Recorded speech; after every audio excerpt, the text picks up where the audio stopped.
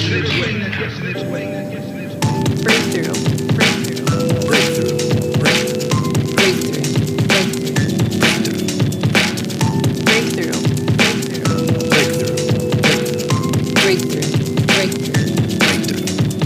You're watching Breakthrough News. You are indeed watching Breakthrough News, and this is the Freedom Side Live. I am one of your hosts, Eugene Perrier, here as always, although virtually this time this week, unfortunately, for all of us, alongside my intrepid co-host, Rania Khalek. Rania, great to be back with you. Great to be back on with you, Eugene. Virtually, even if not in person, so my hand will not be in your frame. See, I'm not there. That's how you know I'm not there. You're not seeing my hand in your frame. Yes, that's exactly how I know you're not here, and it's definitely how others know as well. But either way, glad to be back with you. Glad to be back after we were off last week, because you actually recently just got back from a very interesting trip to Mexico City, I believe. We should have some upcoming coverage here in the near days. There's maybe more you can say maybe towards the end of the show about it, Rania, but if there's anything you want to say now, please feel free. Well, that puts me in a tough position, but okay. Went to Mexico City. We do have an interview coming out with a very important figure. She's actually the head of government in Mexico City.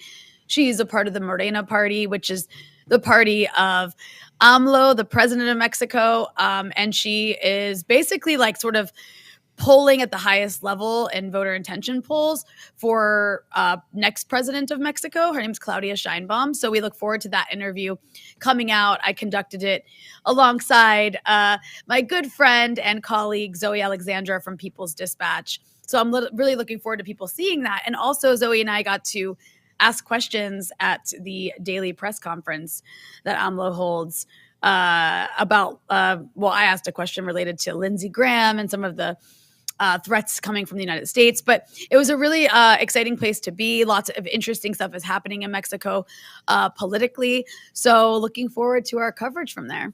Yes. And that is a perfect segue to remind people that you should make sure that you hit the subscribe button and that you also hit the bell so that you can get the alerts for all the fantastic things that we have coming, Dispatches with Rania Khalek. But of course, this special programming we'll have from that recent trip to Mexico City there, where you were able to do a number of different things. And so, thank you to the whole team for making it possible. Thank you to all of you who are watching. And this is also a great time to remind you that however you choose to do so, shooting a flare, sending out a smoke signal, making a phone call, sending a text, whatever you think you need to do to let people know that we are here and we are live on the Freedom Side. We have all sorts of things going on. We're talking about Zimbabwe and Al Jazeera and a little bit of a row there. The updates on the case of Muma Abu-Jamal, one of America's longest-serving political prisoners. The Good Friday Agreement, 25 years on, the possibility for Irish reunification. Yemen, will there be a peace there? Well, you're just going to have to wait and see. Later in the show, we're certainly going to talk about that as well. And of course, the upcoming visit of South Korea's president to the United States, which is now heavily overshadowed. I don't know if overshadowed, but there's a cloud over it perhaps from recent developments vis-a-vis U.S.-South Korean relations, spying, and the like. So we've got a lot for you here from all around the world, as we always do. So again, remind people that we are here. So whoever's following you can be following us. Make sure you hit subscribe and also hit the bell so that you can get easy access to all the things you have subscribed to here from Breakthrough News. Also, just a couple more things to add, Eugene. Also, make sure you like this episode. It helps us in the algorithm if you push that thumbs up button. And also, you should like it, because why are you watching if you don't? And then furthermore, we do have some interesting perks coming to Breakthrough News for those who become patrons. You can become a patron at patreon.com/breakthrough-news. We'll probably mention this at the end again, but next week, Eugene will be doing his second seminar on all things related to Africa. If you missed the first one, become a subscriber, become a patron at patreon.com/breakthrough-news, and you can access the next one next week. I believe we'll be announcing when exactly relatively soon. And then also we've got some dispatches perks coming your way, which you'll see in the coming days as well. So for those who are watching, who love our content, or even if you just like our content, and you want to keep seeing Breakthrough News grow, and stick around and to stay around for a long, long time, become a patron at patreon.com/breakthrough-news. And you can access a lot of exclusive content as well as just help keep the show going. You can indeed. Well, thanks for that, Rania, and thank you all for watching. And let's turn to our first story here, Zimbabwe, where a recent Al Jazeera documentary, The Gold Mafia, has been making a lot of waves, not just in Southern Africa, but around the world. Al Jazeera is a pretty big network and raised a lot of different issues. And we are very happy to be joined as we sort through all of this by Rutindo Matinyarare, who is the chairperson of the Zimbabwe Anti-Sanctions Movement and the founder of Zimbabweans Unite Against U.S. War and Sanctions. Rutindo, thank you so much for being back with us. Thank you so much for inviting me again. Well, we are very happy to have you. The Al Jazeera documentary obviously has made a lot of waves. And, last year, 2022, Zimbabwe had its largest ever production of gold. And now this documentary has come out, the Gold Mafia it's called, implying that all of this is somehow, fraudulent and corrupt and not benefiting the Zimbabwean people. The government is now freezing people's accounts, which I think to many people has maybe raised the credence of the Al Jazeera allegations. But you were one of the people who've been pushing back on this documentary, Rutindo, and I'm curious, how you're responding to both these allegations from Al Jazeera and what seems to be some confirmation that at least perhaps some of it could be true based on the government's own actions. Thank you so much for that opportunity. I think the very first thing that you just confirmed now, that Zimbabwe has just broken the record of gold production in the past 2 centuries, forever, actually. And so that means that during the period that we had colonization, in which exploitation of this gold was a very major goal, within the time that the colonizer was able to actually exploit the cheapest and easiest to reach gold. But right now, we've got a record-breaking year last year. Now, that goes on to show that maybe the assumption that Zimbabwean gold is actually being swindled out of the country is actually false. Because if we are having more submissions of gold to the government, to fidelity printers, and this gold is actually being taxed, it is being purified in Zimbabwe or refined in Zimbabwe, it goes then to debunk the allegation that Zimbabwean gold is being swindled out of the country or it's being smuggled out of the country. We also believe that the Al Jazeera documentary itself did not fully understand the gold value chain. So the gold value chain in Zimbabwe is divided into 2. We've got the major producers of gold, which are the commercial gold miners. And then on the other hand, we've got the small scale miners that produce 60% of the gold. Now, the small scale miners, or what we call artisanal miners, are people that have been formalized by the government. When they mine their gold, they mine it for themselves as individuals, and then they sell it to buyers or they sell it to government. Now, when they sell their gold, they sell it at market rate less 4%, and they also sell it according to the quality that they've produced and smelted at. So a lot of times you're looking at anything from 98% to maybe 80%. And so when they produce this gold, if it's 80%, they go and look for market price at 80% less the 4% that is supposed to be making the margin for the buyers, for the sellers. And then they also pay a 1% tax there. Now, once that happens, it means that 80 to 95% of the value of that gold less 4% has already stayed in Zimbabwe. Then the buyer needs to go and get this gold refined so that they can take it to global markets. So by the time they do this, they pay a refinery fee. And once they get to the refinery, it belongs to the government of Zimbabwe. They then have to pay tax and royalties. So by the time they're exporting the product out of the country, they're left with a margin of about maybe 3-4%. And what the secret is, by the time you've got 4% left for the seller, that means that the seller is now the owner of the gold because he's paid everything, including royalties and the money that belongs to the small-scale miners, and left that in the country. The big producers, on the other hand, they have to produce. Their production can be monitored by the government of Zimbabwe on output. So, for instance, if you move a ton of soil to get 2 grams of gold, they can actually, the government can actually go and measure the amount of soil that they've moved to determine how much gold they might be submitting. And then they measure that against what it is that the big scale miners who produce 40% of the gold are submitting to the government. And then they're allowed to export that once it's been submitted, smelted, refined, and taxed. So we are struggling to understand where this smuggling is happening when the value chain is so perfect and easy to detect. And when we're also seeing an increase of 48% gold submission to the government ever since the new president came in 2017. So we're struggling with that. And you asked another question. I think you said, what was the other question? Sorry. The government has been freezing accounts and putting out many statements that sort Right, of, I think many right, people feel right. it's lending credence to the charges. Thank you so much. I think the government is shooting itself in the foot, but why it's shooting itself in the foot is the reason why organizations like mine exist to fight sanctions. But we're no longer just fighting sanctions that come directly from the United States and the EU and the United Kingdom.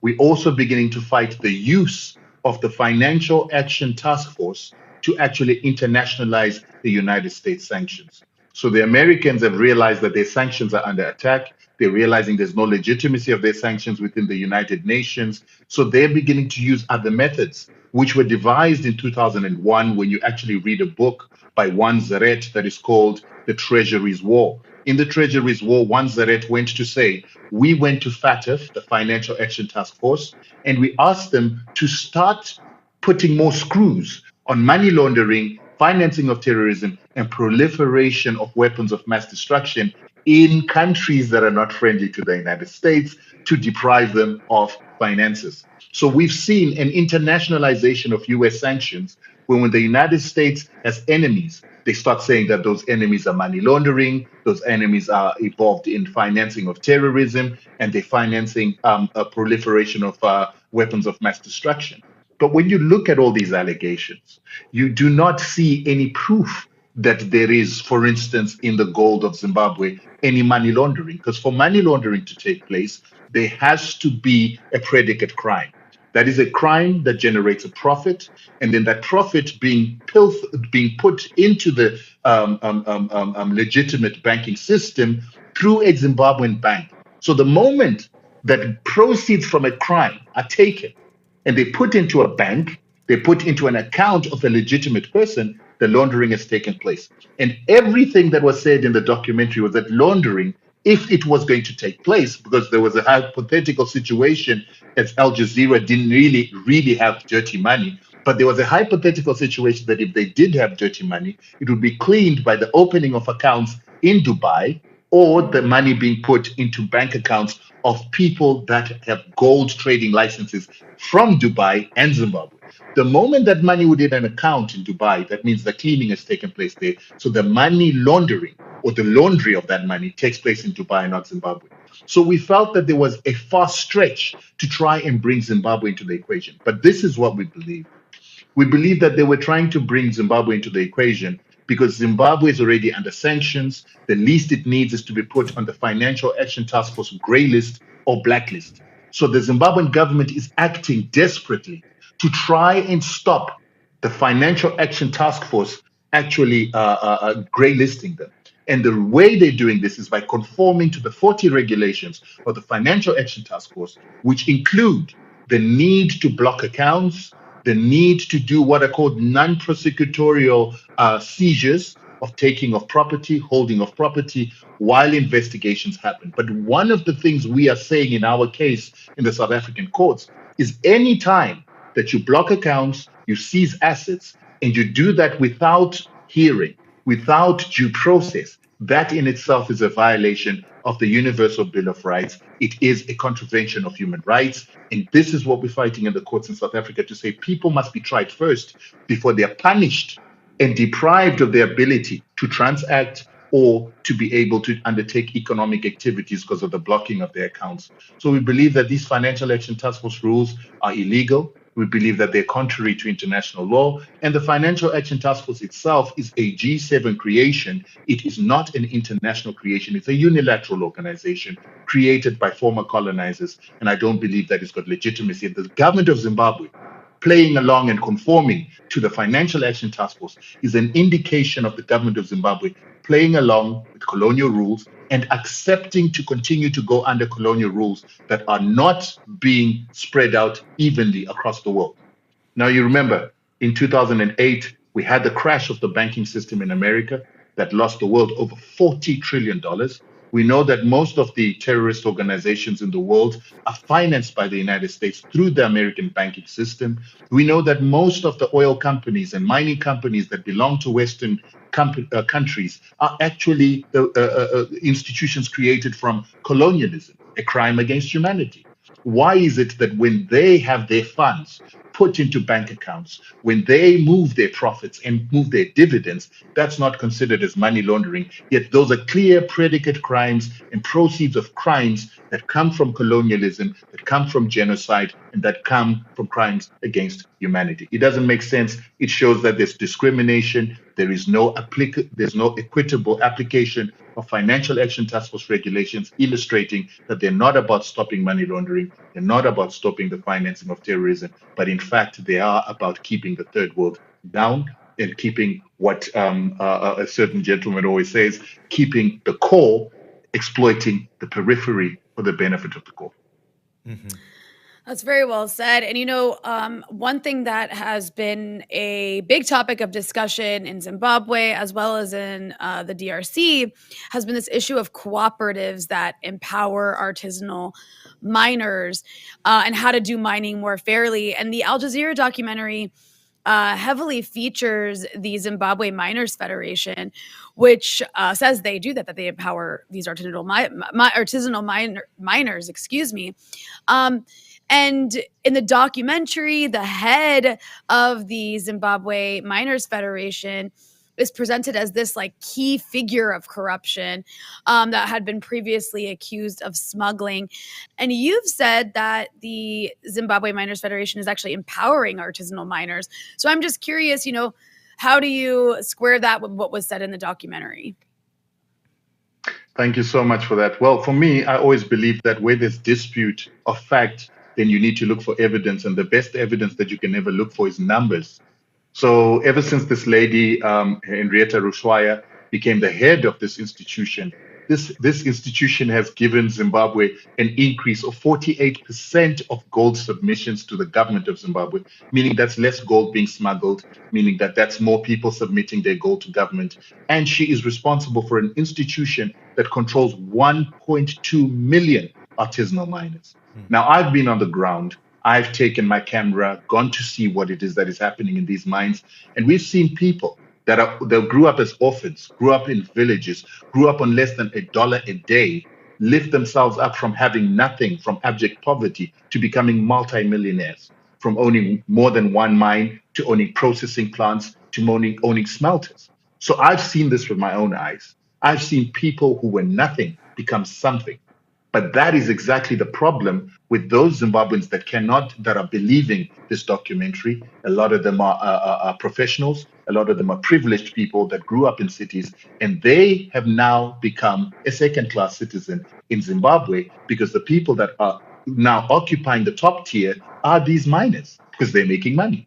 They're becoming the landlords. They're building the houses. They own the properties. They own the shops. And all of a sudden, you've got PhD graduates, you've got people with master's degrees now renting off properties of people that used to be peasants, people that used to be nothing before. Because of the hierarchical class system that the British had put in Zimbabwe, that is offensive to a lot of these educated people. And this is why you see a resistance to them by the opposition and the elite, the former elite educated class of people, the intellectuals. They can't stand that. And this is what it is that the documentary is feeding into. Ooh, we might have lost Rotendo. That the resources are no longer controlled by the elites, or the resources are no longer controlled by Western corporations. And we are saying it cannot be that gold mined by peasants becomes dirty or filthy or illegal just because it's mined and just because it doesn't go to market, London Bullion Market or the London Fix. We believe that African resources don't need to go through the London Fix, and we believe that the sanctions have actually enabled us to find other avenues to get that gold to market. So Henrietta Rushwaya being a woman makes certain men uncomfortable.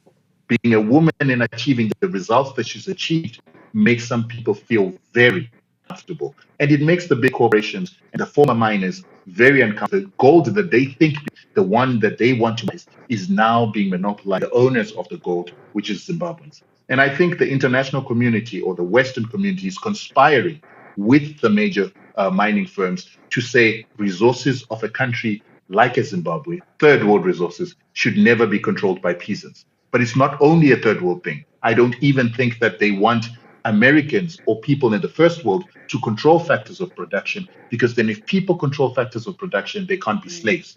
And that's what we're fighting here. A new world order that wants a few corporations to control everything, and Zimbabwe is doing exactly the opposite.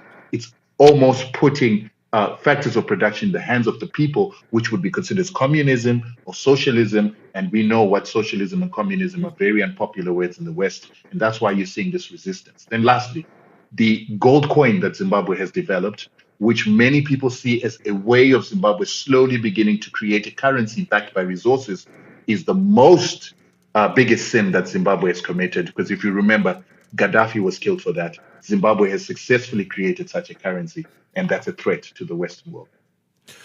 No, I think that's a very well taken point. And let me just ask you this lastly before we let you go. So, I mean, what did Al Jazeera really capture here? I mean, you know, they've the way it's done, you know, the sort of secret cameras, and you've got the diplomat saying, well, I can move $1.2 billion, I have diplomatic immunity. I mean, is it a case like, you know, just like the United States or many places where, you know, some subset of people who are involved in some legitimate business are also trying to work their own sideline? Have they totally misconstrued it? Because I think that's like what a lot of people see this and hear this, and it looks and sounds sinister. So it's, you know, and you mentioned this a little bit in terms of the role of Dubai earlier, but I just wonder, you know, what did they really capture in some of these conversations that have been presented as, you know, the smoking gun evidence of the corruption? I think once you really know evidence and you really know what the burden of evidence is, you really realize that a lot of what they had was hearsay. It's conversations that were recorded and then they were edited. So they really are inadmissible in a court of law. But I actually don't believe that it was all hidden camera work, because I saw a lot of normal camera work in a lot of that footage. And it made me wonder why men and women who've made so much money over the years would actually submit themselves to be put on camera to talk about things that they don't talk about. So you look at Macmillan, he's a very wealthy man. Why would he be put on camera and why would he talk? Why would the accountants that we saw, who are well-paid people working for institutions that are dealing in gold, be speaking in front of camera? And I came up with only one conclusion. The one conclusion is that there was no hidden cameras. I believe that the FBI, the CIA have been involved in catching these people out for their own crimes. And I believe that those people were threatened by the United States FBI that they would have their assets forfeited, they would be investigated for certain crimes, financial crimes, that is, and they would be deported to the United States if they were dealing in US dollars. And I believe that they reached an agreement with the US government that they were going to speak in front of camera. And that is why you hear that one of the gentlemen, who is supposedly an accountant of a guy called More Dollars in South Africa, who was doing the books of More Dollars, he's speaking, but apparently he's in a safe house. Al Jazeera says he's in a safe house. Al Jazeera says that he has uprooted his entire life with his family to go and start a new life in what sounds like witness protection. I don't understand what man would jeopardize his salary as an accountant or a chartered accountant in a smuggling operation, in a money laundering operation, to go and then uproot his family to live uncomfortably for the rest of his life, unless the United States had him and they were going to indict him or whatever. And they asked him to spy and speak and to sell out, or to at least sell the people's names that were being given there as money launderers in exchange for freedom. That is how I read into that. You also saw in Dubai, there was an auditor who used to work for Ernst & Young. And he became a whistleblower again in this. Why would he do that? Because where is he going to work after this? Where are those accountants ever going to get work when they've got no confidentiality for the institutions they work for? And if they're going to be whistleblowers, they would never get work. But the reason they're jeopardizing themselves, the reason why Macmillan would jeopardize himself, I believe, is because the United States had them speak in front of camera, give out sensitive information in exchange for freedom and in exchange for not being investigated. So I actually think it was deliberate. But I'm also left asking some questions about my own country. That some of the admissions that we've heard where they're legitimizing a documentary that implicates their president, they try to deny what it is that's saying about the president, but they seem to be accepting everything else by arresting people on mere gossip and mere hearsay. I'm beginning to wonder if we don't even have Zimbabweans within the system that are compromised too, that might be under threat of being investigated, might be under threat of their children being taken out of universities in America, might be under threat of secondary sanctions themselves. So they're starting to talk and starting to implicate and to investigate to legitimize a documentary that's basically based on gossip, and that doesn't make sense to me. But this is the problem with sanctions. They come with covert operations, and I believe that this is a covert operation. And if you know the history of Al Jazeera, it was started by two men that were suspected to be the Freuden brothers, suspected to be Mossad agents. And they initially wanted to set up in Saudi Arabia with the BBC, but Saudi Arabia refused, and only then they went to set up in Qatar. And if you remember, the what you call it, the leader of Qatar, who started this and funded this, was actually trained as a British soldier, and so we can actually call him a mercenary, or the equivalent of a British legionnaire. And you know how French legionnaires have been used on the continent to overthrow governments. So it all smells like an American operation, CIA, Mossad, and so forth. Well, Rutindo, we really appreciate you joining us here and helping us sort through it. And I encourage everybody to check out the work you're doing on social media, a lot of point-by-point examinations of the documentary. And I think for anyone who saw the documentary, they should see what you're talking about as well. Obviously, we'll keep covering this the best we can. But as always, thanks for giving us some of your time here on the Freedom Side. Thank you so much for these opportunities, and thank you for fighting imperialism. Thank you so much.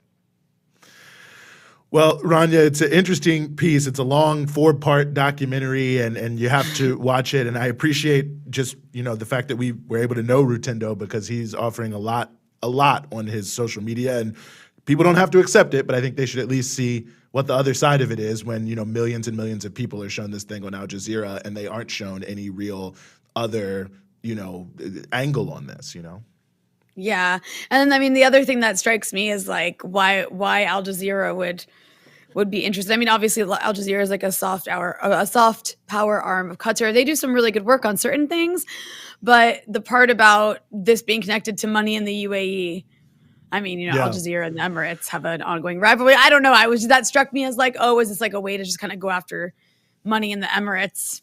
Yeah, it raises a lot of questions, and I want to move to our next story. But the U.S. is the second largest recipient of illicit funds flowing from Africa. African countries are unable to even get the tax information from U.S. jurisdictions, especially New York, to find the people who are fleeing with their money. So the reality is most of the worst criminals in Africa in terms of stealing money are depositing a good bit of it here in the United States in the major banking institutions, and they're all known. But of course, the U.S. hides that from African nations. I'm sure that the Al Jazeera documentary on that will be out any day now. So, team, we're looking for you. But anyway, we're going to move forward to another important issue, and certainly an issue that has been taken up by the Zimbabwean people over the years, for those who know, and that is the case of Muma Abu-Jamal, political prisoner here in the United States of America. The voice of the voiceless, he's known to many, longtime struggler. He just recently had a court case, a denial in a court case, and as he continues to fight for freedom. And we are very happy to be joined as we continue the show by Noel Hanrahan,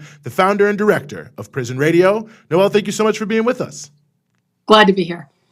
Well, we're really glad to have you. And, maybe for those who have not been following, what was the most recent, not personal appearance, but perhaps appearance of Mumia's case in court that the courts have yet again seemingly averted their eyes from the truth? So Muma has been fighting his case for 41 years. So he spent 29 years on death row. He's now serving a life sentence in Pennsylvania. And we had 3 years ago evidence that was found buried in a box in storage room number 17 in the basement of the district attorney's office, was never turned over to the defense. So in the U.S., there are constitutional violations when you do not provide exculpatory evidence that could prove that Muma Abu-Jamal was unfairly tried and innocent. this piece of paper said from a main witness, "Where is my money?" It was written right after the trial. It was given to the DA, and it was never provided to the defense. It came forward 3 years ago. And the current judge, this and another evidence of bribery of another witness, where they let her work as a sex worker for free and wasn't arrested for years. And then there was another case where they didn't provide the preliminary transcript testimony in a case where she was accused of threatening someone with a knife and stealing their car. This was Cynthia White, a main witness, who said Mumia shot the officer on December 9th, 1981. And that officer, one of the officers, the detectives, got up on the stand and said, she's a major witness. We want her given special treatment. The court said, I'm not talking about this in my chambers. If you're going to say this, you're going to say it in open court. So there's a transcript, and they did not have that. So there are many pieces of evidence that were buried. There was a new district attorney, radical, progressive district attorney, Larry Krasner, came into office, found the materials, gave it to the defense. The judge in this case, in the US, you have a lowest court, which deals with the evidence. That lower court judge was Lucretia Clemens, and she said that that evidence wasn't material, meaning that even though it was suppressed, it violated the Constitution, that even if that evidence had been heard, that the jury would have still convicted him. So there's a tendency to cover up the 30 years of corruption that's happened in the US, the mass incarceration movement. What people know as the people of color and poor people in the US is like an assembly line through our criminal justice system to pay for, it's a way of commodifying workers. It's a way of commodifying labor that they can't find jobs for. It's a way of paying a white working class police force to pay their New Jersey mortgages and to give them a class bump based on the poor people they arrest. Everyone knows it. Everyone knows it. So part of this decision is to make sure that that Pandora's box for them does not ever open up again. And the finality of Muma Abu-Jamal's conviction remains. So it was a devastating blow for him. I visited him a day after it came down, and he was devastated. I've been visiting Mumia for 30 years. And when I first saw him, when he had been in 10 and 11 years, he was like, I'm going to get a new trial. Of course, I'm innocent and I'm going to get out. And over the years, that has waned. You know, but now this was like dramatic evidence that everyone gets relief on, but not Mumia Abu-Jamal. I'm glad that you framed the reason why it was so important for them to shut down that appeal. But in the long term, I mean, not the long term, this has been long term. I mean, you're talking about 4 decades behind bars here. When we talk about political prisoners, we often hear about Julian Assange, who of course is a political prisoner. You don't typically hear the same terminology attached to Mumia Abu-Jamal. So I'm just curious if you can explain to our viewers why this is a situation of political imprisonment. So the United States government often, when they do crimes against the people, literally the COINTELPROs, the assassinations, on U.S. soil, CIA operations, they label the people they're targeting as criminals. And they do that to get a pass with the media and with the people. Because if they, just like they did in other countries in Northern Ireland, if you label someone a criminal, it's harder to see their politics. But we know that Mumia Abu-Jamal was a radical revolutionary journalist. He had his eyes on the prize. He was targeted for prosecution. And the Black community in this culture was targeted. And we have evidence of Nixon saying that they were targeting the Black community by flooding it with drugs. We have the FBI targeting the Black community to prevent the rise of a new Messiah. They were targeting Martin Luther King Jr., they were targeting Malcolm X, and they were targeting all the Panthers. They were targeting environmental activists. So my organization, the Redwood Justice Fund, is an investigative nonprofit. It was founded by an environmentalist, Judy Berry. Judy Berry was working with timber workers and fighting for the redwoods in America. The US government conspired with logging companies to car bomb her And we won a lawsuit against them proving it. Now, she was an environmental activist, and I was researching the materials. I was doing the legal case. She was literally car bombed because she was trying to pass a resolution to save the California redwoods. When I was doing the research, I was trying to see where she lived, trying to get her background. I was driving around with her parents.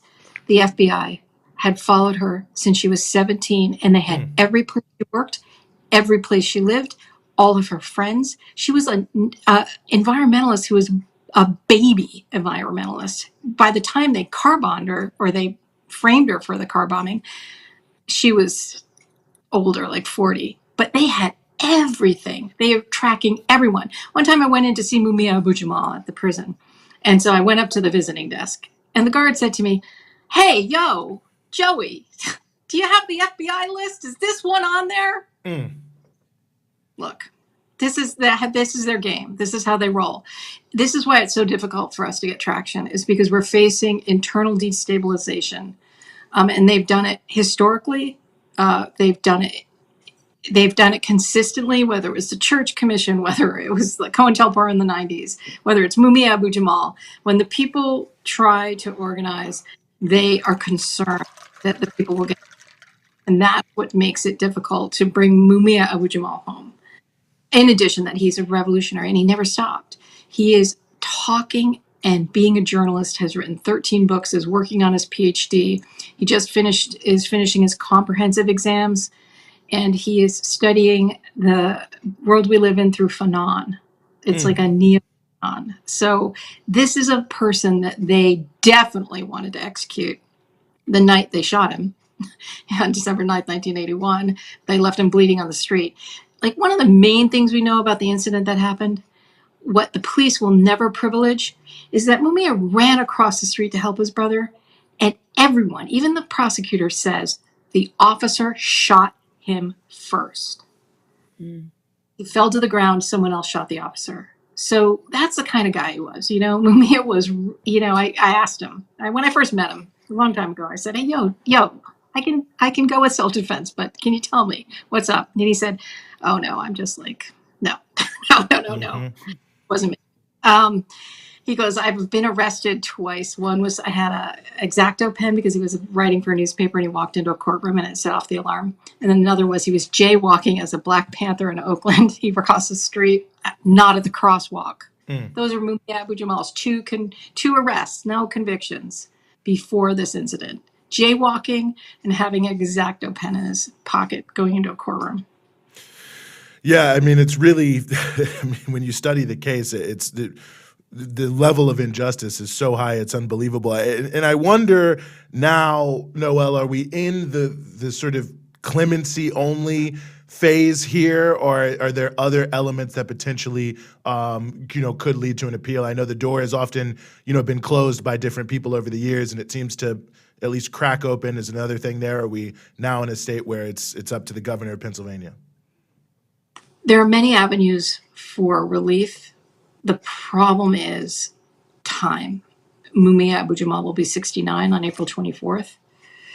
He's got serious health issues. He's been in 40 years. He's had a double bypass. His exercise is limited. His diet is terrible. The only way you can recover from that. So our enemy is time. Though I would say, I'm a journalist. I produce people from prison getting their voices out. I've been doing that for a long time.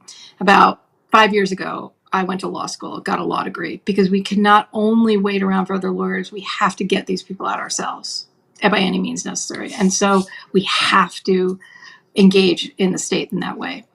So what I'm saying is, it's not about the courts. It's going to be 10% having a lawyer there to make it happen. It's going to be 90% the political moment. They concede. They will make up a way as soon as the community, the culture, the people, the moment happens where they have to grant relief.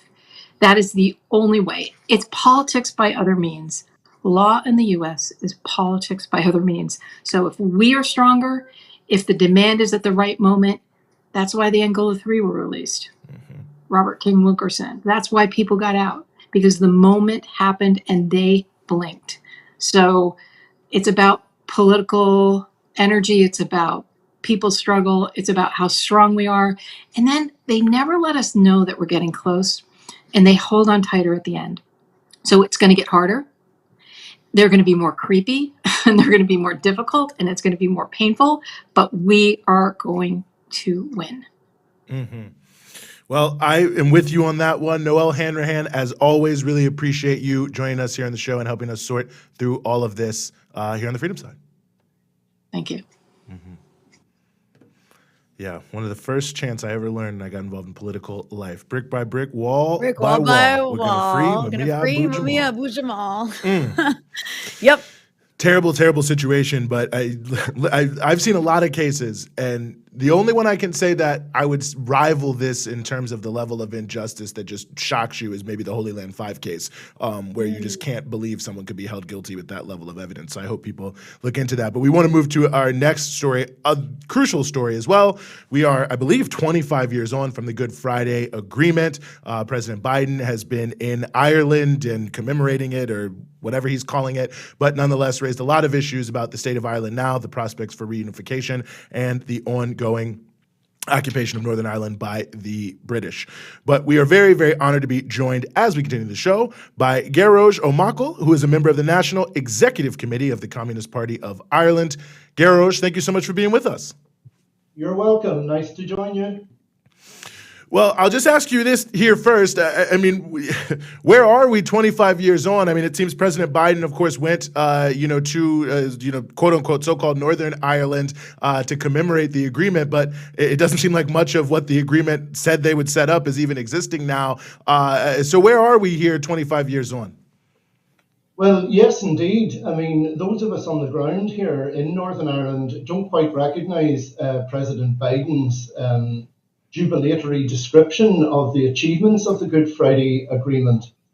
For those of us who live in working class communities on the ground, there has been I was about to say there has been no substantive change. That would be quite wrong. There has been no substantive progress for ordinary working and middle class people. We were promised in 1998 that the Good Friday Agreement would lead to demilitarization and consequently increased budgets for health, education, social services. I mean, that was one of the major selling points of the Good Friday Agreement, that we would witness very rapidly a peace dividend for disadvantaged and deprived communities here in the north of Ireland. So, I mean, we were full of expectation. We waited to see this new dawn and social progress quite quickly after demilitarization and the Good Friday Peace Agreement. I regret to inform my American friends that we're still waiting for that peace dividend 25 years later. In fact, by almost every single metric, life for people on the ground here in Northern Ireland has got substantively worse. Hospital waiting lists, a waiting list for an average hospital appointment. Now, we're supposed to have a national health service. You may have heard it lauded during the Obama era and when, the campaign for Obamacare, the wonderful UK and British National Health Service that provided free healthcare, free at the point of entry, universally, no matter what income you had. That has been decimated in the 25 years since the Good Friday Agreement. Waiting lists are now on average 3 to 4 years for surgery and for appointments for hip replacements and such things, that people are living in pain. Hospitals have been closed everywhere. The process of what they call rationalisation has been frightening. There's a housing emergency here in Northern Ireland and the south of Ireland, the entire island. We're suffering a housing emergency with over 10,000 people homeless in the south of Ireland and thousands more in the north. Child poverty has increased substantively since 1998 in the last 25 years. 1 in 4 children in Northern Ireland are deemed to be living in child poverty. I mean, in the 2000, there was an amendment to the Good Friday Agreement in 2006 called the St Andrews Agreement. And there was a statutory obligation placed on the Northern Ireland Executive of the Northern Ireland Government to develop an anti-child poverty strategy. So dire was the situation in many working class communities in Belfast and in Derry and in Armagh and Tyrone. And so dire was that the Northern Ireland Human Rights Commission have taken the Northern Ireland Executive to the High Court here because they failed to draw up an anti-poverty strategy and to tackle child poverty. The Committee of the Administration of Justice have taken the Northern Ireland Parliament and Executive to court because they won't introduce anti-poverty strategies. So I'll simply summarise by saying the wonderful new dawn being described by President Biden is something more out of Darby O'Gill and the little people than it reflects any reality here on the ground. You know, I'm curious, given everything you just stated, do you feel as though there is like support for a reunified Ireland? Is there support for reunification? I'm sorry, I hear something and it might be coming from my computer, and I'm sorry if it's coming through to you guys, but I'm just going to leave that question with you and mute myself. Sure. Oh no, look, the support for Irish reunification is growing. And I think that Biden, in some respects during his visit, is reflecting that. I mean, he spent so little time in Northern Ireland, and he virtually snubbed unionism and unionist opinion. Similarly, the British Prime Minister came to meet him off the plane when he arrived in Belfast, and he spent very little time with the UK Prime Minister. I think he sent out a very clear signal that the US is willing and prepared to push now for a united Ireland, a reunification of the national territory. And of course, that process has been accelerated by Brexit. I mean, obviously, when the UK left the European Union, they almost created a new border, re-established the border that we've all been working to eradicate since the Good Friday Agreement in any material sense. I mean, for all intents and purposes, the border doesn't exist in the minds of many people. Politically, it does for unionists. But unionists at the last election, for the first time in the history of the Northern Ireland state, became a minority. So unionists, i.e. the people who want to retain the union with Great Britain, are no longer in a majority here. And I think global politics and the Biden visit is beginning to reflect that shift. There's a shift, I think even the British bourgeoisie and the British ruling class recognise that Brexit has strengthened the demand for reunification. And also there is the aspect of demographics as well.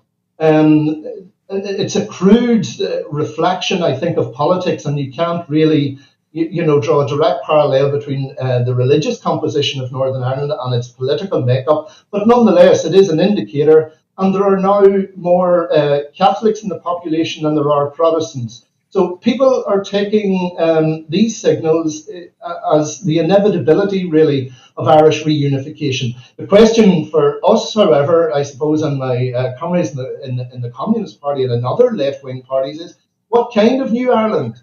Will the new Ireland be any better than the divided Ireland? Or will it simply be in hock to global imperialism and be exploited, by US imperialism, EU imperialism, and British imperialism? We often refer to Ireland being under a triple lock of imperialism. We have three different forms of imperialism casting a stranglehold over the democratic and social progress of the Irish people. And you can see that. I can see some of your images. There is still anti-imperialist resistance in Ireland. And, there are radicals, left, activists, trade unions and others have staged protests in Belfast and in Dublin during the Biden visit to call for an ending to the blockade of Cuba, to call for a boycott, divestment and sanctions on Israel, and other anti-imperialist demands. However, they won't be obviously reflected in the mainstream media during the Biden visit. And as I say, it's all shillelaghs and rebel songs and Dear Old Ireland on the television for 4 days solid here. No, I think that's a very well taken point, and it seems that there, the more if you call it this left wing sentiment is getting a resonance in the Irish population. I mean, to some degree, whatever the contradictions, I would assume that Sinn Féin being able to win elections is to some degree an indication that the rank and file people in Ireland on both sides of the border want to see a more progressive future for the island. That is undeniable, and it looks like at the next election, Sinn Féin will be in power in both Northern Ireland and in the Republic of Ireland. Now, what implications that has for national reunification, how much it will accelerate it, is still to be seen. But you're right, I think that reflects. Ireland has a socially progressive majority. I think that's reflected in a well-established anti-imperialist position. I mean, the Irish Senate has passed legislation in support of boycotting Israel. And, there are indications that progressive sentiment does hold the majority here in Ireland. That is reflected in poll after opinion poll about Irish neutrality. And, when I say Irish neutrality, I'm speaking of what remains of Irish neutrality. I mean, Ireland is officially, politically and militarily neutral. However, I see the Biden visit as impacting on that. I think what Biden is doing is courting the Irish ruling class to move away from that militarily neutral position. And they're very cleverly using Ukraine. The Ukrainian war has been referenced several times during the Biden addresses to audiences in Northern Ireland and the Republic of Ireland. And there's a great empathy among the Irish people and sympathy for the Ukrainian people. We have taken thousands of Ukrainian refugees here in Ireland, but that comes from our anti-war position. We're opposed to war. We're not part of the NATO alliance. We have steadfastly remained neutral. Even during the Second World War, Ireland managed to remain neutral. And that neutrality is a very cherished aspect of the Irish identity. However, as I said, the Ukrainian war is being used to erode that sentiment. And in addition to that, Ireland's membership of the European Union means that it has now entered European military alliances. The PESCO alliance, Ireland is now part of. Ireland has just withdrawn peacekeeping troops. The only troops we ever sent abroad were peacekeeping troops. But now we're withdrawing those peacekeeping troops from places like the Lebanon, in order that they can partake in military operations with the EU. And we know that EU military operations are joint operations with NATO. So, I mean, where to now for Irish neutrality? So there are some very important dynamics going on currently in Ireland. The Irish political class are very keen to ditch neutrality. They've never been comfortable. The establishment and right-wing parties in Ireland have never been comfortable with Irish neutrality, which they see as a throwback to Ireland's anti-imperialism and their fight against British imperialism. It's a hangover from that. That's how the right-wing and reactionary forces see it. And they are determined to get rid of it and suck us into Western military alliances and make us part of that military-industrial complex that we've so successfully remained outside for so long. So there are some frightening and disturbing aspects to the Biden visit, because I think that's really what's being discussed behind the scenes during this visit. Mm-hmm. Well, Geroge, we really appreciate you being willing to join us and help sort all through this. As a regular reader of Socialist Voice, I'm always very grateful to you and your comrades for helping the rest of us understand what's happening there in Ireland and for making some of your time for us here on the Freedom Side. Really appreciate the invitation to chat. Thanks a million. See ya. Mm-hmm. Socialist Voice, I just mentioned, by the way, is the monthly publication of the Communist Party of Ireland. Very worthwhile checking out if you want to follow what's going on there. Thanks to Geroge for joining us.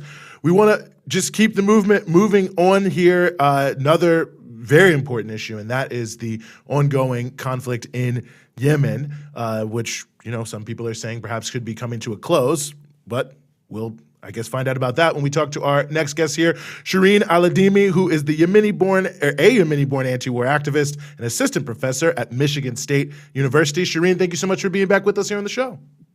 It's good to be back. Thank you. Well, very honored to have you here. And I guess my first question sort of mentioned in my introduction here, there's a lot of talk that peace is coming to Yemen. We're seeing handshakes happening, and all of these various pieces I think have given a lot of people hope around the world. Do you think we are headed in the right direction towards ending this conflict, or still too early to tell? I think anytime warring parties sit down and talk to one another, this is obviously very positive. They're not dropping bombs on Yemen as they had been over the last 8 years. The Saudis are actually willing to sit down and negotiate.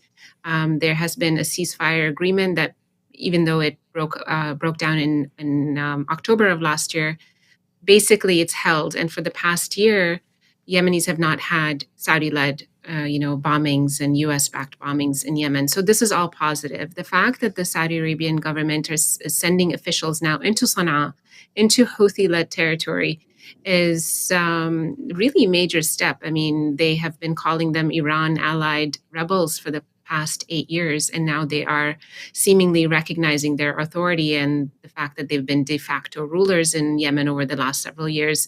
The Houthis, of course, have been ruling Yemen, have set up a government and have set up armed resistance against the Saudi-led coalition over the last 8 years and are de facto rulers. And so I think this is certainly a major step, but does it spell the end of the war? Of course not. The war is much more complex than that, but foreign intervention has been the biggest driver here. And I think any agreement that leads to an end to foreign intervention is absolutely positive and welcome.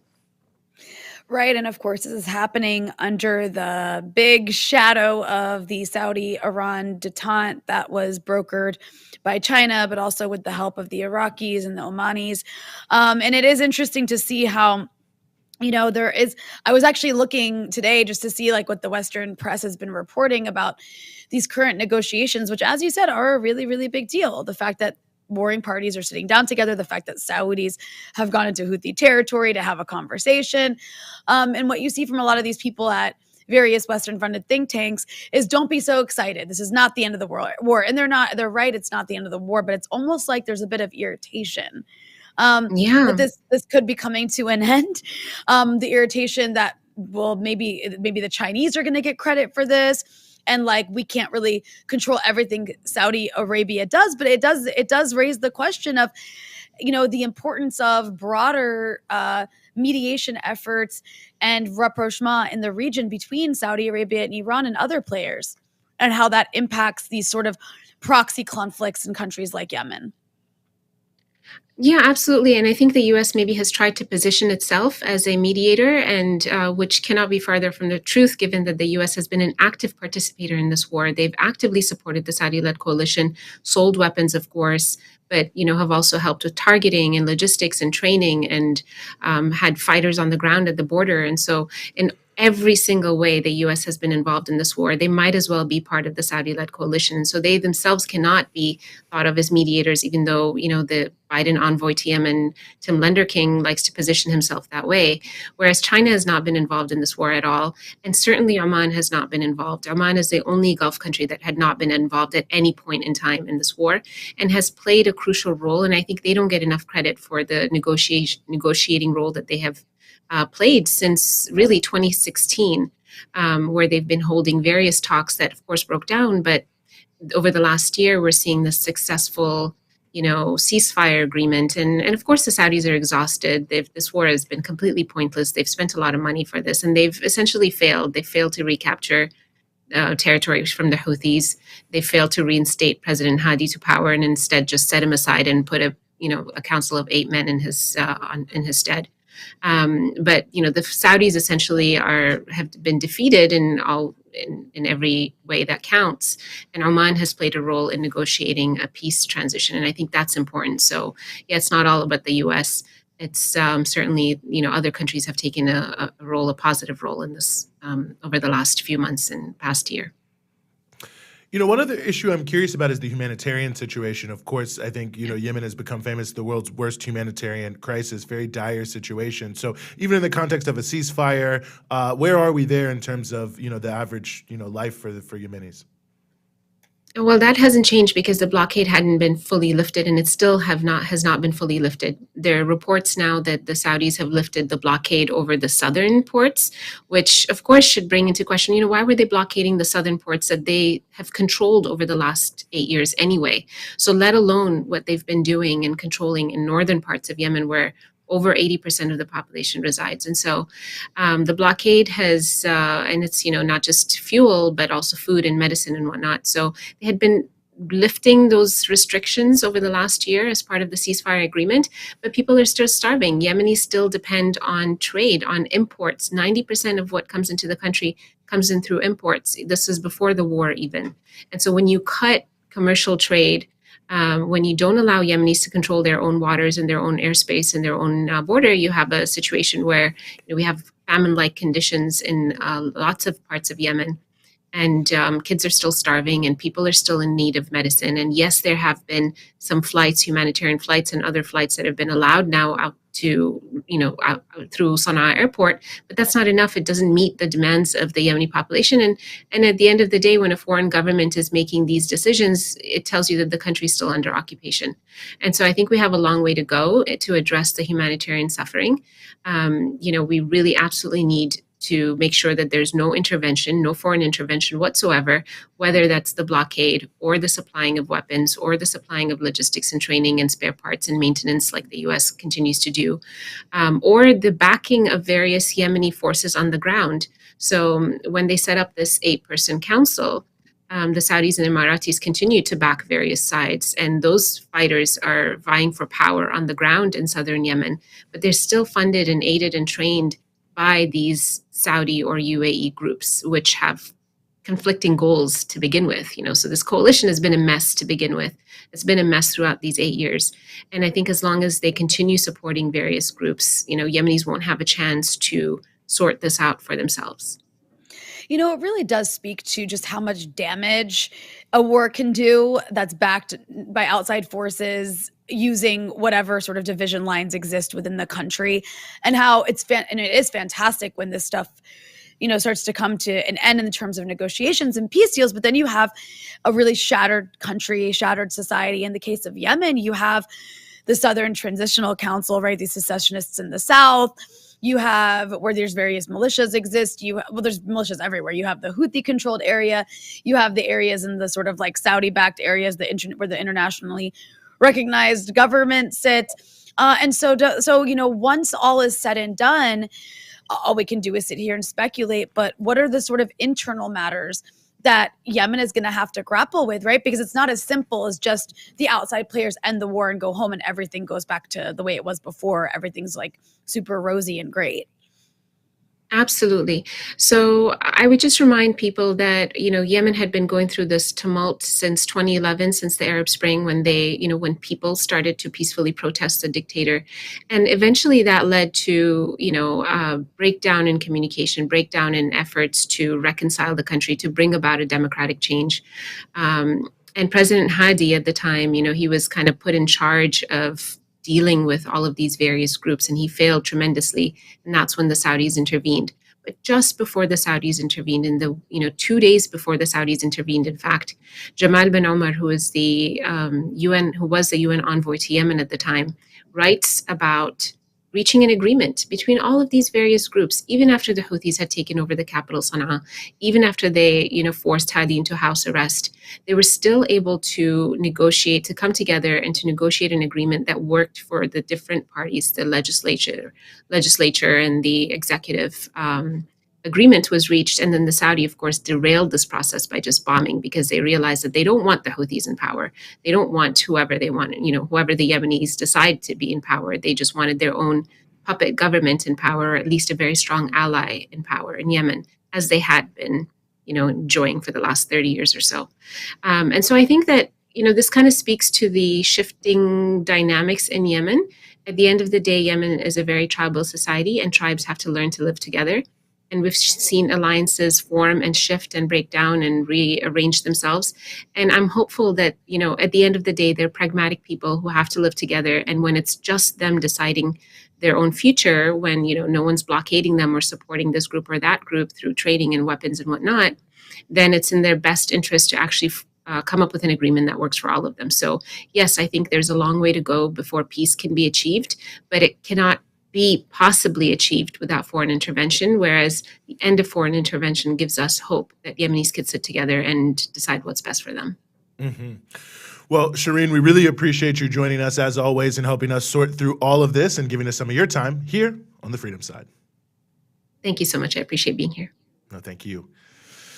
Well, I'm going to hope for the best on this one, Rania. I mean, obviously, it's just such a terrible, terrible enforced crisis, by the Saudis, unbelievable, really. So hopefully we are pulling to a close and we can get there. But quite the situation, you have to say, when you look at all this destruction over all this time and you think of all the people, all the young people, especially all the kids, who have been growing up during this time. You think about that in Iraq, the impact that that's had, any war zone, DRC, wherever. You can't get that time back. You can't unsee the things you saw.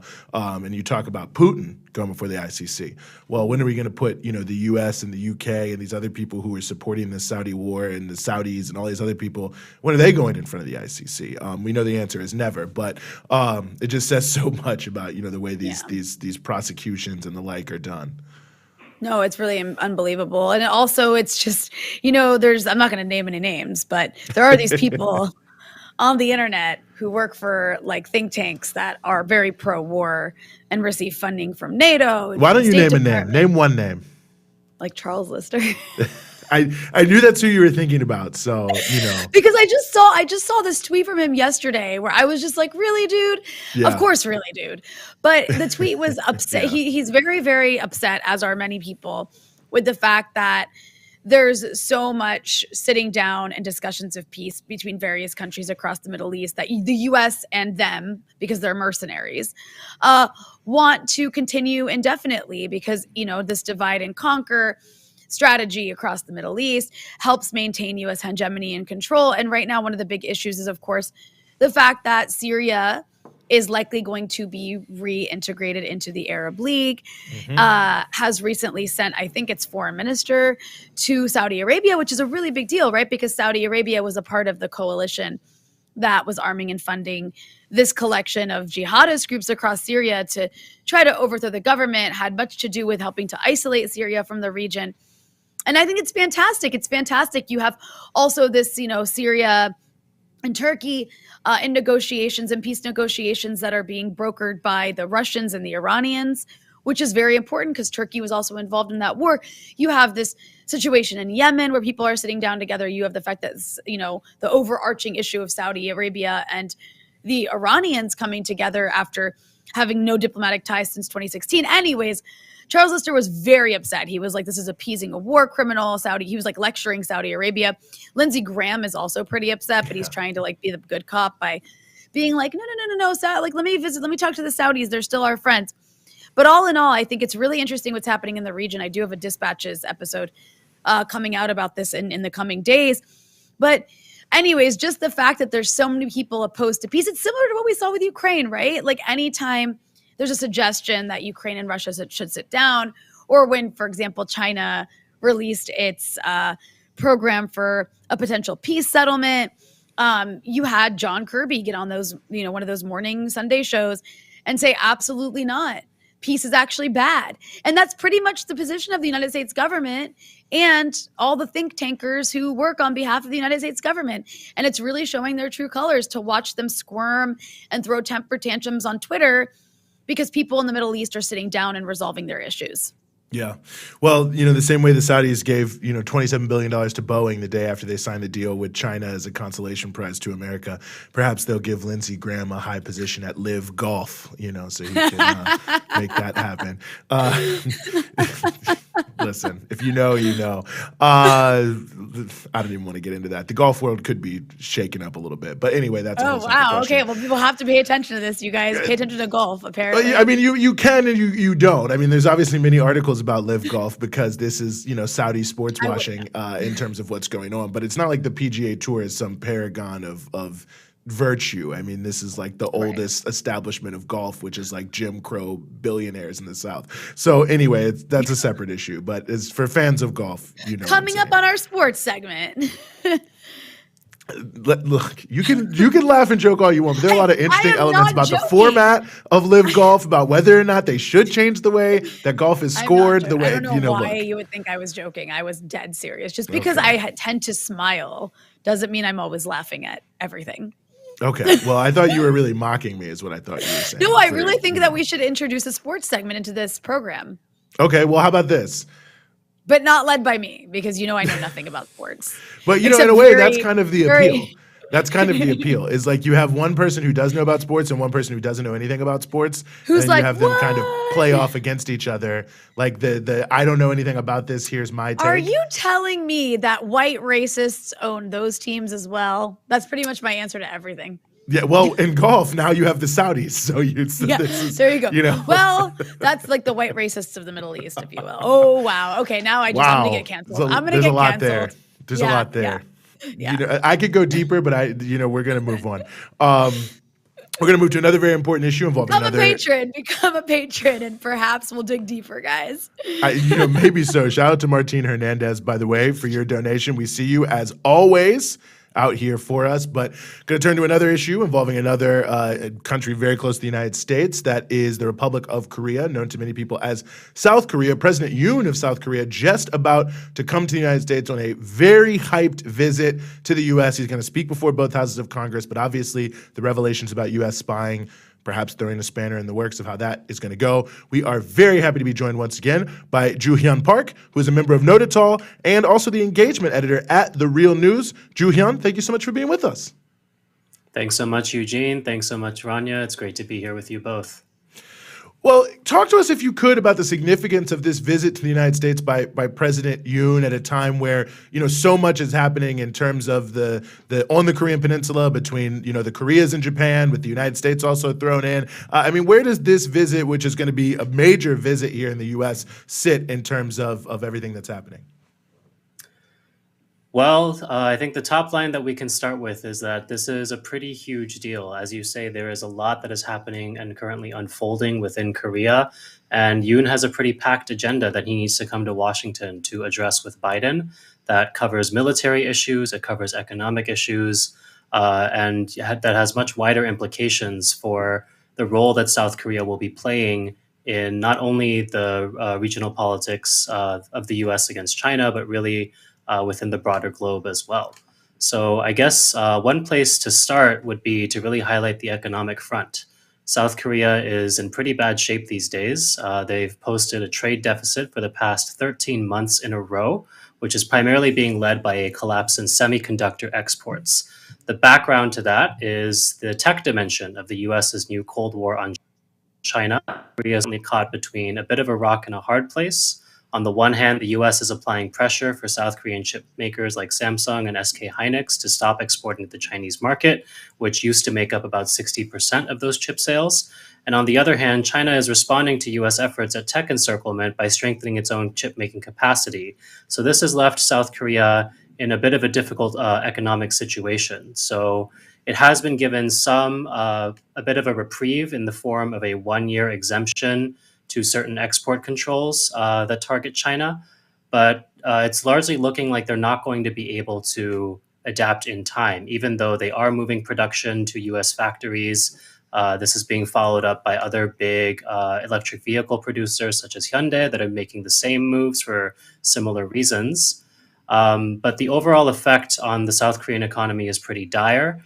And that's not only measured in terms of the trade deficit, but also in terms of the effect on the Korean won, which has dropped by 20% in the past year, which, as we're well aware, is primarily going to affect working people. So that's a brief summary of what's going on economically. Now, politically and militarily, there's also a lot in the works, particularly around the sharpening situation on the peninsula with the DPRK, as well as continuing U.S. efforts to sort of force better trilateral cooperation and alliance between the United States, South Korea, and Japan. Yoon is currently catching a lot of flack in South Korea for letting Japan off the hook for paying reparations to survivors of its historical forced labor war crimes during World War II. And But what's really driving all of this is not only the chip making front that I just discussed, but also a really concerted effort to bring about a sort of trilateral military alliance between Japan, South Korea, and the United States, which of course would really be about forming a large military bloc in addition to this economic bloc against China. And last but not least, the situation with the DPRK has only been heading further downhill due to Yoon's incredibly hawkish stance, which is backed up by the US. There's not too much that is new to report there necessarily, other than that, the situation is continuing to deteriorate. And there are many analysts who are now saying this is probably the worst that it's been possibly since the Korean War. And I think what we're seeing is increasingly the DPRK upholding its stance of basically playing hardball with the US and making it clear that they're not going to come to the table. They're not going to engage in any kind of fruitless negotiations without first steps taken from the US side, which of course is currently not happening. And what we're seeing instead is incredible militarization, the continuation of war games between South Korea, the US, and now with the addition of Japan. And this is all, frankly, headed in a quite bad direction. Well, that's all really alarming. I wanted to also raise another issue that has been in the news surrounding South Korea, and that is these leaks, these very confusing leaks that just appeared online and are being discussed a lot in mainstream. But it actually follows many articles about this very issue, which is the fact that South Korea, I guess, is a major producer of, and you guys can correct me if I'm wrong, but artillery shells, perhaps.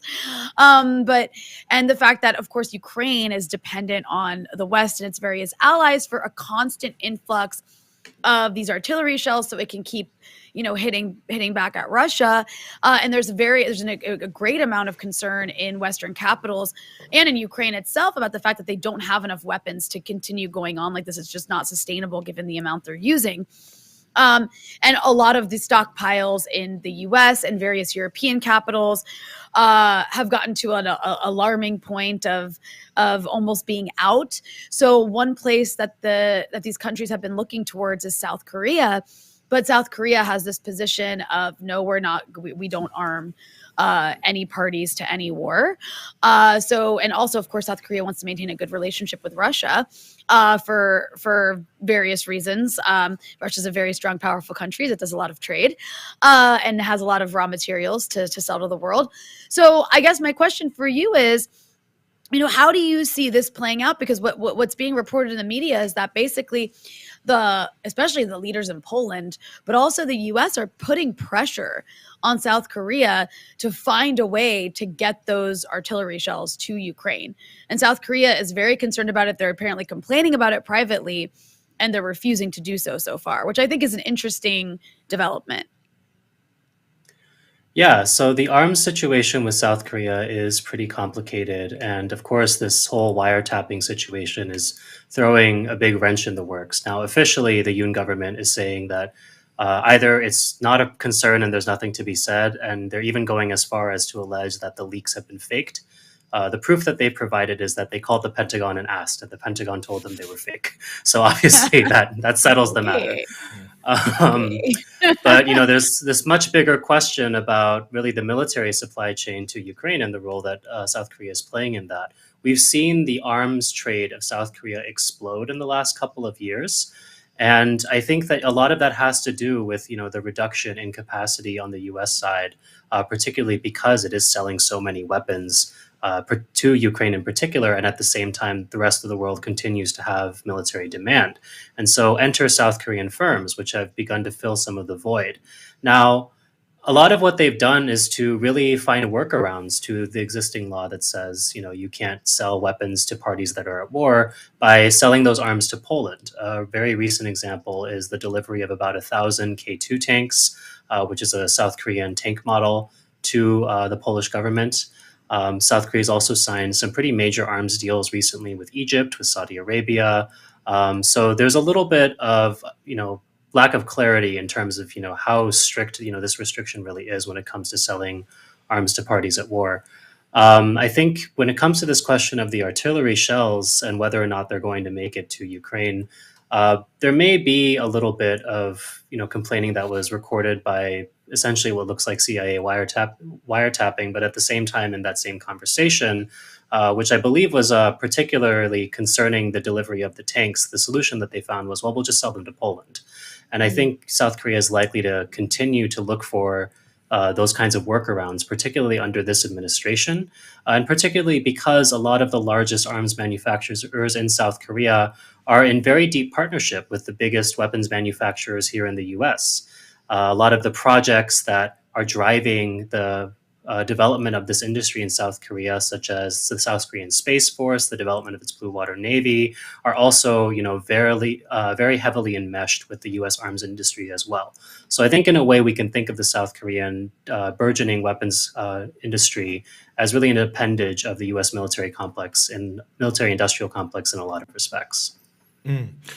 There's so many different angles to this that I think are so critical. I mean, obviously, there's general elections next year in South Korea, and I wonder, how some of this plays. I mean, that you've got President Yoon coming here. You've got Senator John Ossoff there in South Korea right now, praising him for strengthening the trilateral alliance between South Korea, Japan, and the United States. But I mean, they just passed the Inflation Reduction Act, which, well, we'll see if they make some changes, but in some ways kind of knifes South Korea in the back.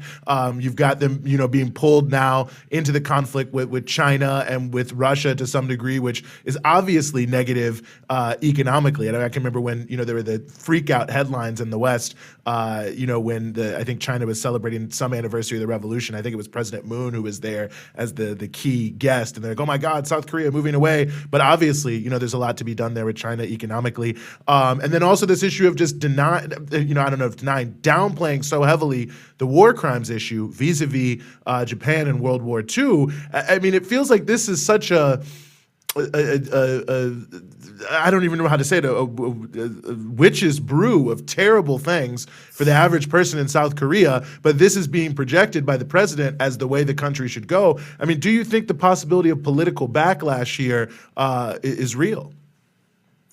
I think we're already seeing the political backlash. I mean, we have seen tens of thousands of people taking to the streets basically every weekend for several consecutive weeks in a row. There is currently a big wave of protests, particularly at universities, specifically regarding the deal that Yoon struck with Japan. There's also a lot of anger that's being brewed up in terms of Japan's position and attitude with regard to not only these historical issues, but also a lot of current questions. Japan and South Korea have a very long-running territorial dispute concerning the Dokdo Rocks, which have been part of Korean territory for centuries, but which Japan claims are theirs. And pretty much as soon as this deal was finished, Japan began to assert more in some of its government publications that that this was the territory of Japan that was being illegally occupied by South Korea, which then resulted in public backlash in South Korea as well. So I think there's a really powerful mix of elements here that are not working in Yoon's favor. I think right now the Japan issue is the really hot button thing because it really does touch an emotional core with the Korean people. But there are also all these other economic factors that I'm mentioning. And the simple fact that, South Korea is not doing very well right now. And that burden is mostly being shouldered by its working people, which at the start of the pandemic, were already dealing with a debt crisis that was about double the national average income. We're already dealing with skyrocketing housing prices. We're already dealing with privatization in education and healthcare and all these other fronts, an elder poverty crisis. I could go on. But, the point being that the position that South Korea is kind of being forced into because of all these different factors, which is mainly being driven by the US's desire to maintain its hegemony in East Asia, is really damaging to the average South Korean person. And while there may not be widespread, there may not be like a widespread discourse that really like breaks down into all of the details that are driving this. I think, people feel it in their pockets. They feel it, in their day-to-day lives. And I think just at the end of the day, when it comes to the Korean people, nobody puts baby in a corner. And I think Yoon is about to find out in a real way in the next couple of years. Yes, that is 100% true. And anyone who is familiar with, the protest movements in South Korea knows that's the real deal. One final thing I just want to ask you actually about that issue, and because you can go on, and I think it's an interesting thing for people in America who are watching this, because so many people were shocked to see Parasite, and the image of South Korea in the world is so like, this shows capitalism is good and communism is bad, and it feels like that there's always a concerted effort to keep the class divisions inside of South Korea outside of the international view and knowledge, and the idea that everyone there's rich, it's all the highest technology ever, all these different things seems very important, not just to the issue of Korea, but the overall way capitalism is presenting itself, U.S. imperialism on a world stage, of like, our allies are great and good, and you should be more like us. Yeah, I think for a long time, South Korea was projected as this ideal model for how third world states could successfully develop through capitalism, through being allies of the US. And I think that that's just been historically disingenuous in a lot of ways. In the first place, the US didn't necessarily want South Korea to become what it did.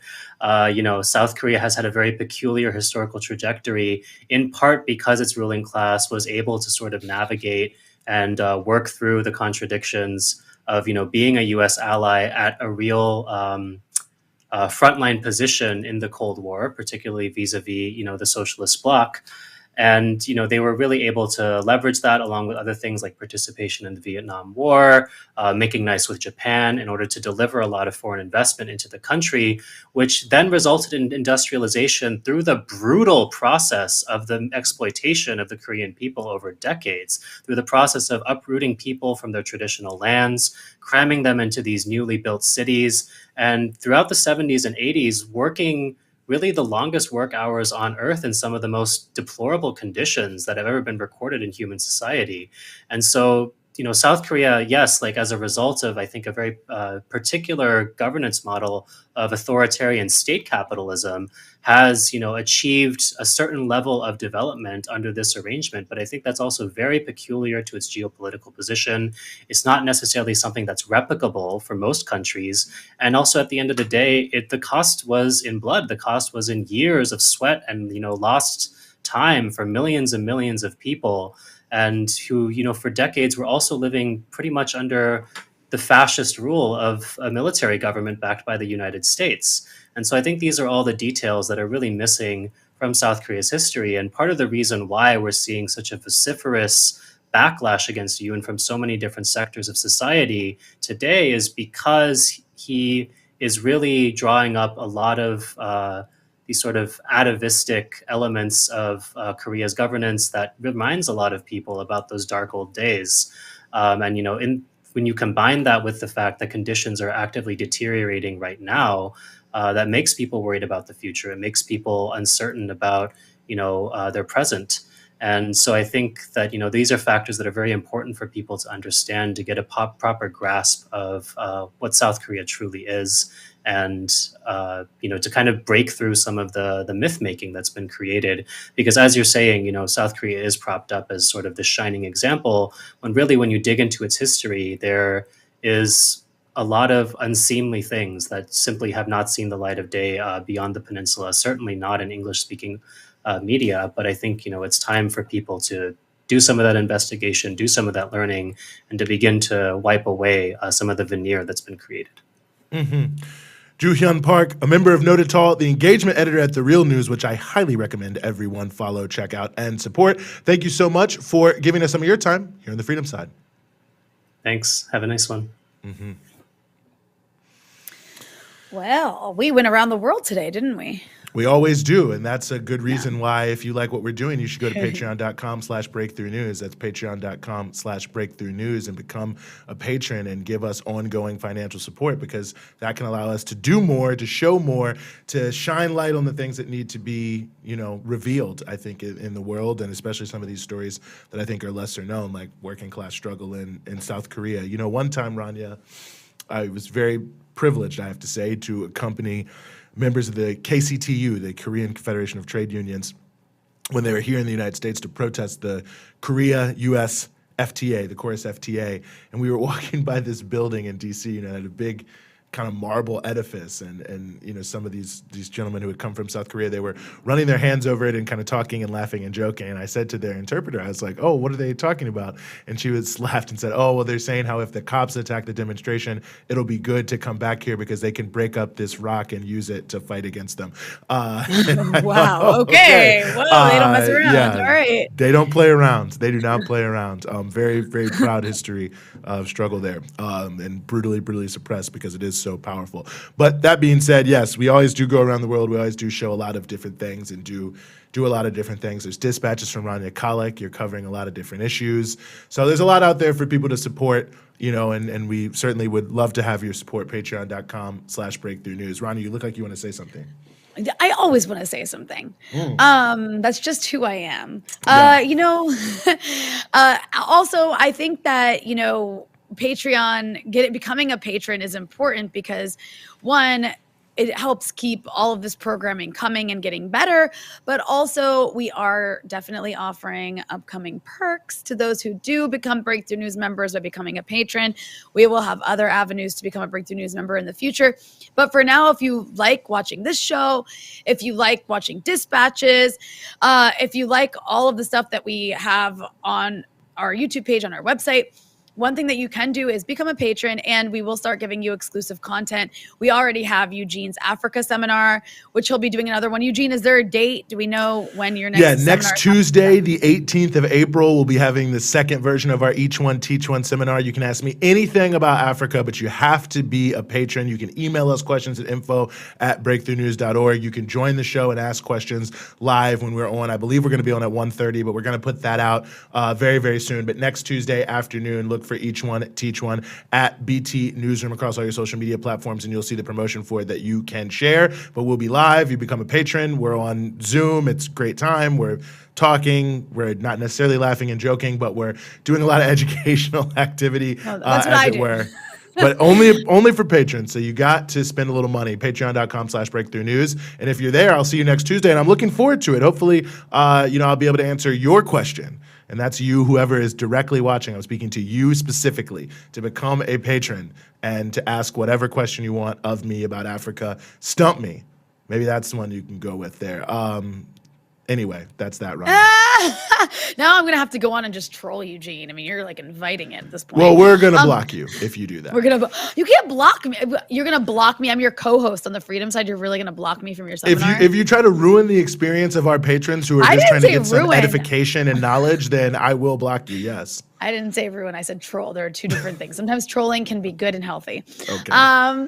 Anyways, but I really do encourage people to become a patron, you'll get access to Eugene's seminar. Honestly, Eugene is like just a fountain of knowledge when it comes to the world, but he's reading every day, all day, talking to people on the ground, and, you know, has past trips and upcoming trips yes. Planned for the African continent. So he is, I mean, if this is something you're interested in, which we all should be, so much is happening in Africa. It's a very important and massive part of the world. Definitely become a patron and check out Eugene's seminar. And then there will be other perks coming from dispatches, from my show, for those of you who are paying subscribers as well.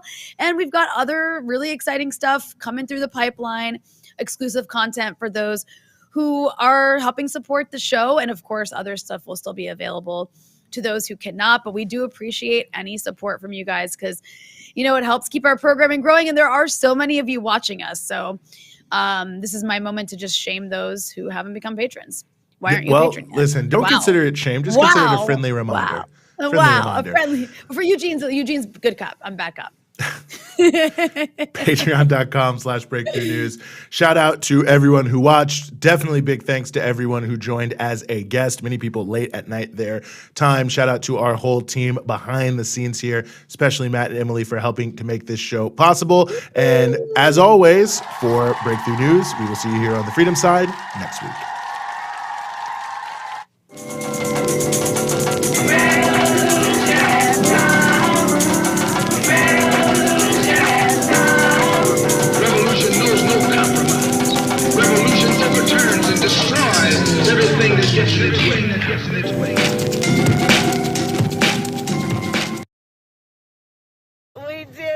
We did it, Joe.